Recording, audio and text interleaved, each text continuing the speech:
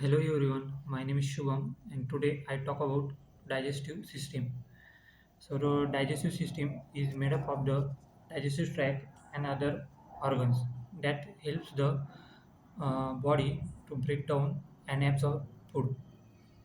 The organs of the digestive systems uh, are mouth, salivary gland, pharynx, esophagus, stomach, liver, gallbladder, pancreas, small intestine, large intestine, and anus. So the main function of digestive system is digesting food, and it's absorbing nutrients and eliminating waste. Uh, Digesting food is a physical and chemical breakdown of large food into molecules, glucose, and triglycerides, amino acids, and absorbing nutrients is from intestine and circulated through the body by cardiovascular system. And eliminating waste is any food that cannot be digested or absorbed is expelled. So the first one is oral cavity.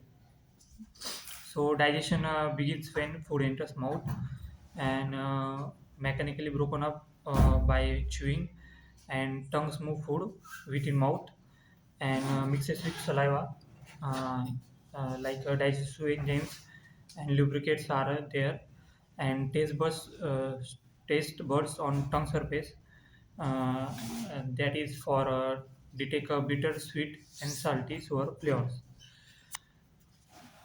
So the process of the mouth, that is mastication, means chewing of food, mixing masticated food with saliva, and initiation of swallowing by the tongue, and allowing for the sense of taste. So the salivary gland. Second, the salivary gland produces saliva, and it prevents bacterial infection, lubrication, and contains salivary amylase, the enzyme. It breaks down starch. Now the three pairs of salivary glands, that is first in parotoid, second is submandibular, and third one is sublingual. The parotoid is lateral side of face, and anterior to ear, drained by parotoid duct to vestibular near second upper molar, and submandibular is medial surface of mandible and drain near lingual frenulum, drain posterior to lower molars, and some linguals is in floor of mouth, drain near frenulum. Now the function of salivary gland is to mixture of mucus and serous fluids, is to form a blood bolus and contains salivary amylase to begin starch digestion, and these are chemicals, so they can be tested. Now the next part of the body is pharynx. Pharynx is uh, divided into three parts: is the nasopharynx, oropharynx, and laryngopharynx. That is, nasopharynx not a part of the digestive system, and oropharynx is a posterior to oral cavity, and laryngopharynx below the oripharynx and connected to the esophagus. Now the function of pharynx. It serves as a passageway to air and food, and food is propelled to the esophagus by two muscle layers, that is longitudinal inner layer and circular outer layer. And it next function is food movement by altering contraction of muscles layers, that is peristalsis. Now the next one is esophagus. The esophagus is 10 inches long in adults, and its food center from pharynx and runs from pharynx to stomach to the diaphragm, and conducts foods by peristalsis, slow rhythmic squeezing, and passageway for food only, that is the respiratory system branches of after the pharynx. Uh, Now the next one is stomach. The stomach lies mostly in left upper quadrant, but pain can be epigastric or lower, and just inferior to below diaphragm, and it's anterior in front of spleen and pancreas. So the tucked under left lower margin of liver, and anchor at both ends of mobile in between. So stomach is a J-shaped void is part of alimentary canal, and temporary storage and mixing for rolls into chine. and starts food breakdown. Pepsin is a digestive enzyme needing acid involvement, and hydrochloric acid helps kill bacteria. So the function of stomach is acts as a storage tank of food, sites of food's breakdown, and its chemical breakdown of protein begins, and it delivers a chyme processed foods to the small intestine, and its intrinsic factor is necessary for absorption of is that is of vitamin B12. Now the next one is small intestine. The small intestine is a long part of alimentary canal, 2.8 2.7 to 5 meter, and its site operates amount of digestion and absorption. And the small intestine has three subdivisions, that is duodenum, jejunum, and ileum. And a cell of mucosa is absorbed to, and goblet glandulus and endocrine. Now the digestion in the small intestine. That is the pancreatic enzyme plays the major digestive function, helps complete digestion of starch, pancreatic amylase, and carry out about half of all protein digestion, that is trypsin, etc. Responsible for fat digestion uh, and digest nucleic acid, and alkaline content neutralizes acid chain. Now the absorption in the small intestine. Absorption water is absorbed along the length of the small intestine and end product of digestion. Now the next one is the large intestine. Large intestine is larger in diameter but shorter than the small intestine, and frames the internal abdomen, and digested reaches its main function to absorb water and electrolytes. The function of large intestine is absorption of water, and it eliminates indigestible food from the body as feces, and does not participate in digestion of food. And its goblet cell produce mucus to act as a lubricant. And next one is a food breakdown and absorption in the large intestine.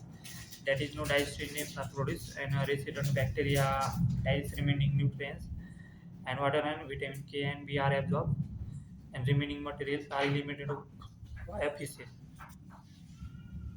So the next accessory organs of the digestive system are gallbladder, liver, and pancreas. That is, first is liver, the largest glands in the body, about 3 pounds, over 500 functions, and uh, and it's covered by peritoneum, except bare area fused to diaphragm.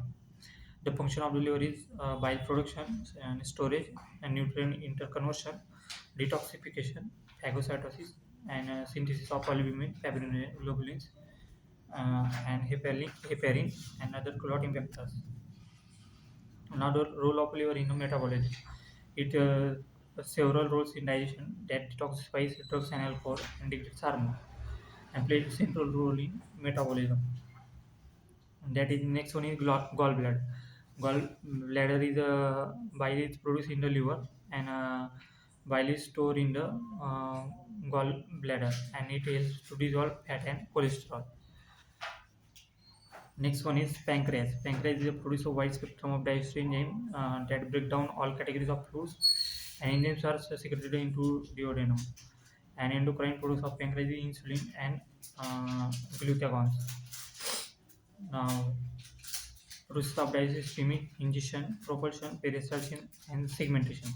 Ingestion means getting food into the mouth, and propulsion means moving foods from the one region to of the digestive system to another, and peristalsis means alternative waves of contraction, and segmentation means moving materials back and forth to aid in mixing.